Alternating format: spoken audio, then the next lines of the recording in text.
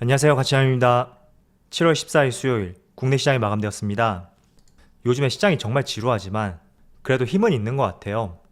오늘 시장 같은 경우에도 코스피하고 코스닥 장중에 낙폭을 많이 키웠었는데 빠르게 만회하면서 코스피는 0.2% 하락으로 마감되었고 코스닥은 0.16%의 상승으로 마감되었습니다. 그래서 시장은 조금 지루할지라도 전반적으로 시장 자체에는 힘이 있다. 저는 이런 생각을 하고 있고, 또 코스피하고 코스닥 지수를 보더라도 지난주에 큰 폭의 하락이 나왔음에도 불구하고 월요일과 화요일에 빠르게 만회했기 때문에 시장 참여자들의 시장을 대하는 자세가 그렇게 부정적이진 않은 것 같습니다. 자, 그럼 시가총액 상위 종목들을 한번 살펴볼게요. 먼저 코스피를 살펴보면 오늘 삼성전자는 소폭의 하락이 나왔고 반대로 하이닉스는 소폭의 상승을 보여주었습니다. 그리고 네이버와 카카오도 소폭의 상승을 보여주었고 LG화학까지 오늘은 전반적으로 시가총액 상위 종목 내에서 지수 대비 좋은 모습을 보여주었고, 그리고 자동차 관련주하고 그동안 흐름이 좋았던 삼성 SDI, 또 포스코, LG전자 모두 오늘은 약세 흐름이 이어졌습니다. 이어서 코스닥을 보면 코스닥은 소폭의 상승으로 마감이 되었지만 지금 보시는 것처럼 2차전지 소재 기업과 코로나 관련주 쪽으로 수급이 많이 집중이 되면서 굉장히 양극화가 심했던 하루였다고 보여지는 것 같습니다. 그래서 에코프로비엠, 어제 이어서 LNF까지 오늘 좋은 모습을 보여주었고, 또 시젠을 포함해서 코로나 관련주들 마찬가지로 오늘 좋은 모습이 나왔습니다. 자, 그럼 수급을 한번 살펴볼게요. 먼저 코스피의 수급을 살펴보면 오늘은 기관과 외국인이 동반 순매도로 보여주었고 어제 좋았던 모습과 달리 반대되는 모습이 나왔네요. 그리고 거래 대금을 살펴보면 확실히 이번 주 들어서 거래 대금이 많이 줄어든 것 같아요. 지난주만 하더라도 15조 내외에서 거래 대금이 형성이 되었었는데 아무래도 지난주에 시장이 너무 좋지 못하다 보니까 이번 한 주 동안은 관망하는 심리가 작동된 것은 아닌지 이런 생각이 드는 것 같고요. 또 코스닥을 살펴보면 코스닥은 반대로 외국인이 순매수를 보여주었습니다. 그리고 기관은 순매도로 보여주었고 또 연기금도 매수세를 보여주었네요. 그래도 코스닥은 코스피하고 달리 거의 직전 거래 대금까지 많이 회복을 한 것 같습니다. 그리고 삼성전자, 오늘 삼성전자는 기관과 외국인의 동반 순매도가 나왔고 오늘 79,500원에 마무리가 되었는데 지금 5거래일 연속으로 8만원을 회복하지 못하고 있습니다.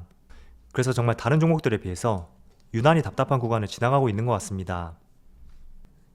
그리고 SK 하이닉스는 오늘 외국인이 순매수로 보여주었고 기관과 개인이 순매도로 보여주었습니다.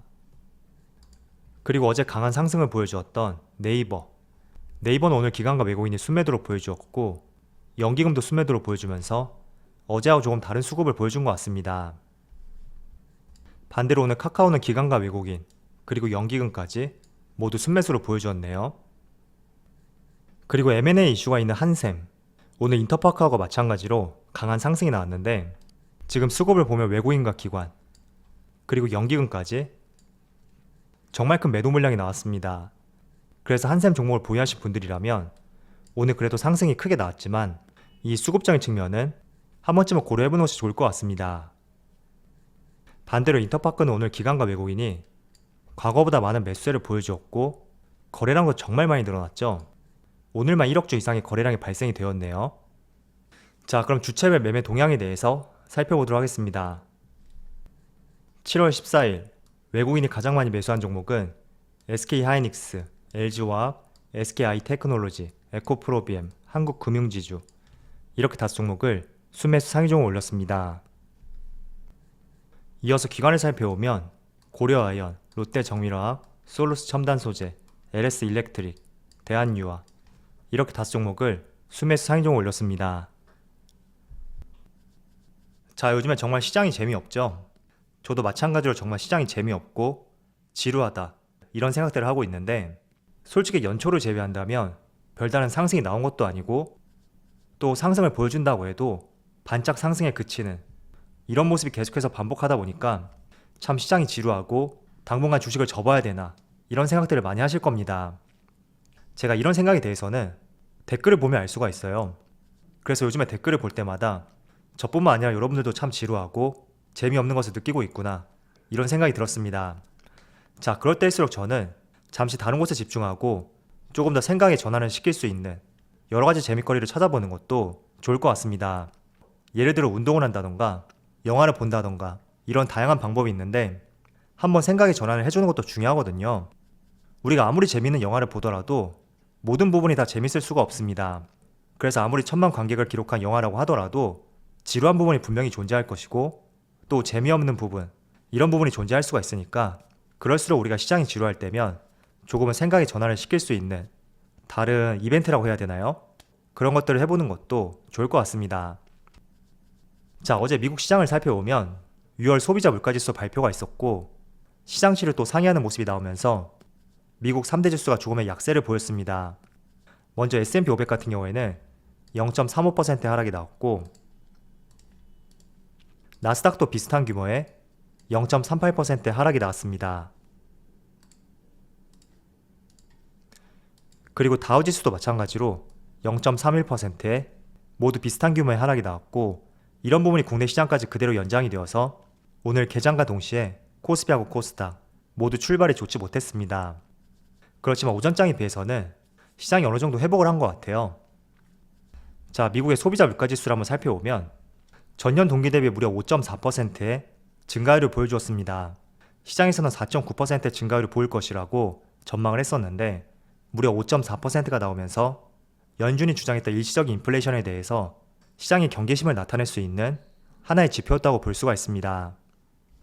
자, 그래서 CPI 지수를 살펴보면 지금 3개월 연속으로 4% 이상을 상회하고 있고 또 시장 예측치를 계속적으로 상회하는 모습이 나오고 있는데 그래도 예측치보다 크게 상회를 했지만 나름 미국 3대 지수가 크게 밀리지 않았던 것 같습니다. 그래서 생각보다 다행이었던 시장이었다고 저는 생각이 되고요.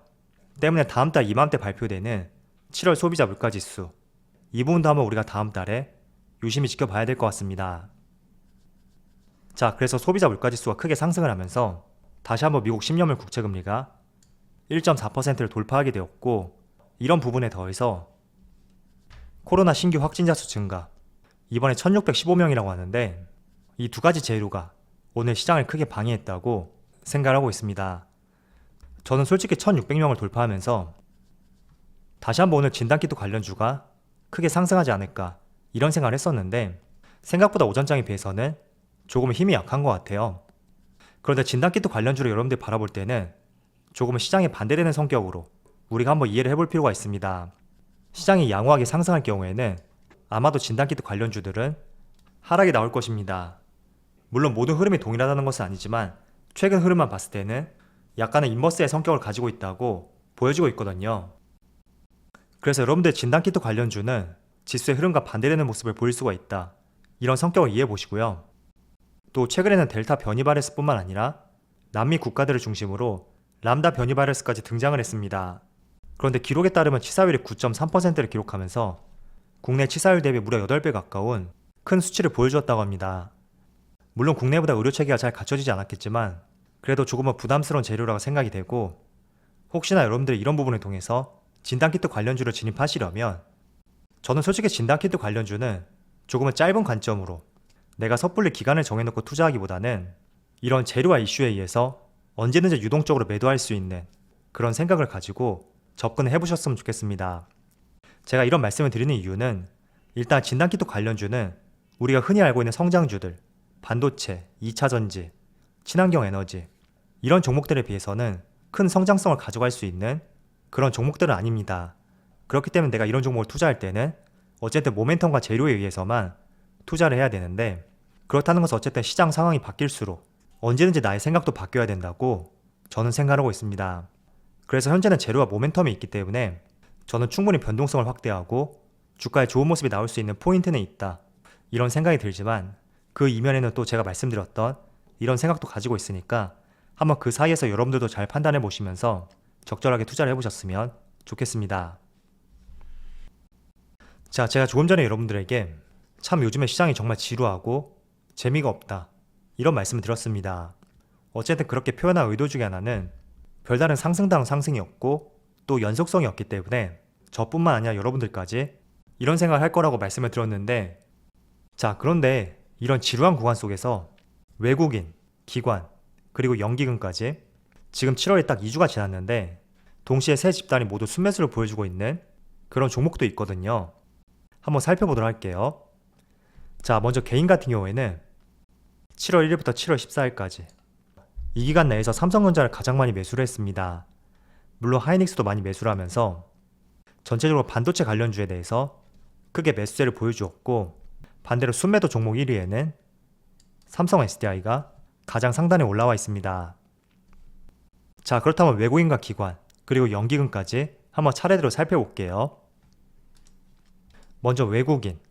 자, 외국인을 살펴보면 LG화학을 가장 많이 매수했고, 그 다음에 삼성 SDI, 그 뒤를 이어서 SK텔레콤, 이런 종목들을 지루한 7월 달에 무려 1000억 이상의 순매수를 보여주었습니다. 자, 그런데 LG화학은 삼성 SDI에 비해서는 7월 한 달 동안 큰 상승은 나오진 않았습니다.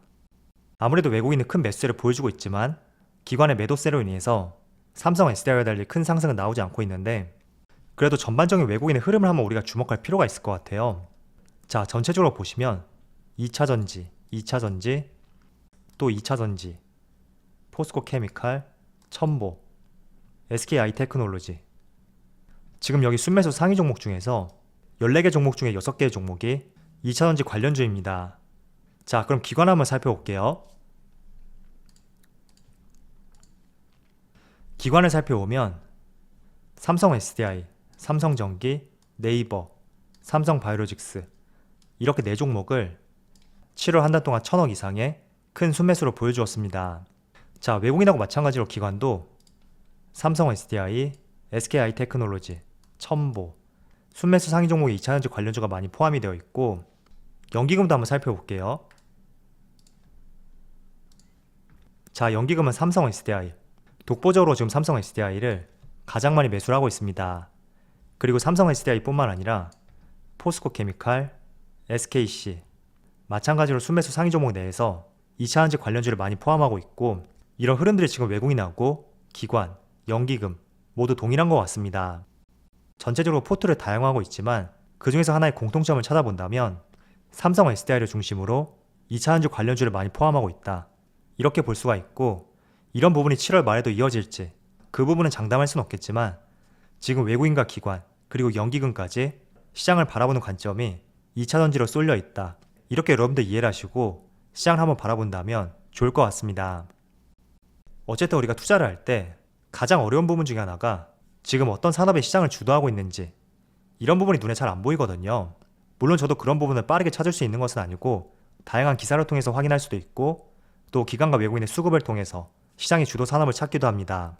그런데 최근의 흐름은 단연코 2차전지를 포함해서 코스닥 내에 있는 소재 기업들까지 다양하게 뻗어 있는 것 같습니다.